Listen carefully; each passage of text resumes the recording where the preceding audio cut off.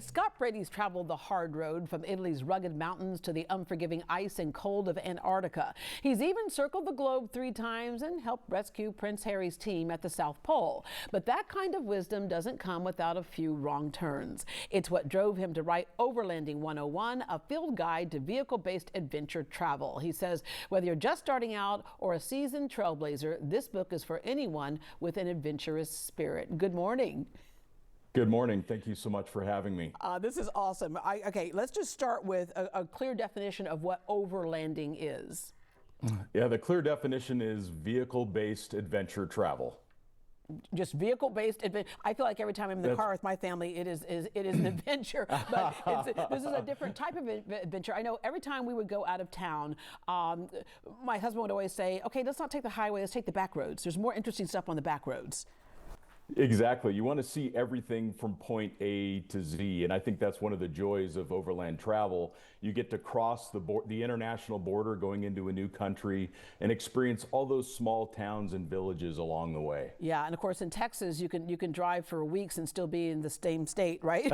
In Europe you can go from country to country. That's amazing. Yeah. And Texas has some of the best overlanding in the country. You have Big Bend National Park down there in the southern border, and it is just stunning, beautiful down there. Yeah, right. And the terrain can change. You get the East Piney Woods section, everything changes. All right. That's right. I love your explanation that it should be journey focused, not destination focused. That's exactly right. I mean, it's about experiencing the people, the culture, the museums, all of those beautiful landscapes that you get to encounter when you go to a new place or to a new country. Yeah, as opposed to the kids going, "Are we there yet? Are we there yet?" Well, stop at a couple of Buc-ee's and then go on the back roads and have a good time. All right, there you go. How did you first get into this, and what was your first memories of traveling? You know, for me, it started when I joined the U.S. military. So I was in the Air Force and I was stationed in Italy. And by the time I was there for just a couple weeks, I realized that I just really wanted to experience the world. I realized that it was so different from where I grew up in Southern California, and I loved it. I just really loved the experience of seeing Italy. So It made me realize I want to go see the world. And you began exploring the world more, and you looked at your car in a different way. It was just the magic carpet. Traveling was your passion. That's correct. And whether it be a motorcycle or even the vehicle that you drive every day, that can be an access to adventure. It can be a way for you and your family to get out and see an entirely new either ecosystem or culture, or even go to that unique art installation out in the desert. All right. One of the things that we need to have in our glove compartment when we decide to do this is your book. It really is the 101. Yeah, the 101 of things to know. Take us through a few of the most important things. Number one, do you start with the region you want to go, but maybe not exactly where you want to go? Well, that's a great question, and I think it really starts with a conversation with your travel companions. I think one of the mistakes that people make is that maybe the driver has this excitement to go see the world, but they haven't had the conversation with their family yet. So these things should always start with talk to your kids, find out what they want to experience. Do they love hiking, or do they love museums, or maybe they are really into geology?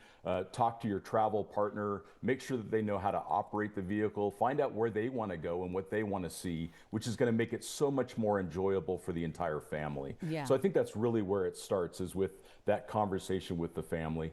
And then the next thing is to make sure that you have a reliable vehicle, that you've got a good set of tires, you've got a way to communicate in the backcountry. That could be either a satellite communicator. Some of the new modern cell phones have a way to communicate via satellite as well.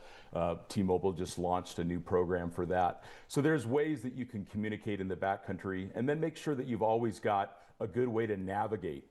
So you're going to want to have a GPS, you're going to want to have some navigation apps on your phone, you're going to want to have a good paper map. So if you got those basics covered, then you can really start to explore. Yeah, and not only should you have that map and a compass, but know how to use it. I remember the panic I had. It was late one night, I got lost on some backcountry roads, and I was following my GPS, and all of a sudden the screen went completely dark. And I was like, I am going to be driving off the edge of the earth at some point. Or I started in just in the suburbs of Houston somewhere, a small town, and I thought I was going to end up in Nova Scotia by the time I resurfaced. But knowing how to use, I think a lot of us forgot how to do that. Knowing how to use that map, just get familiar with it, right?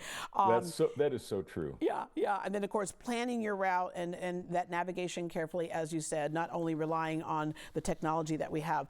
Also, practice responsible and self-reliant travel. Self-reliant, that part. Yeah, I really believe that it's our responsibility as travelers to preserve these places for future generations. I mean, when we go out camping, let's make sure that we're policing the area, that we're picking up all of the trash, not just the trash that we may have left, but that anyone that came before us left. Bring a big trash bag and get the whole family involved, and let's clean up the entire campsite. Let's make sure that we're staying on designated trails. There's Tread Lightly, which has a bunch of great resources on making sure that we're not doing any impact to the terrain that we're traveling on. And then Leave No Trace is another great organization that helps us to make sure that we're putting fires in the right locations, that we're making sure that we're leaving these beautiful places that we visit better than we found them. Yeah, and you had something that come to mind when you talked about the trash. And now you have me thinking, I'm going to research what type of animals are around that might want to go through that trash, because I don't want to I don't want the bears showing up, right? So what kind of animals are here?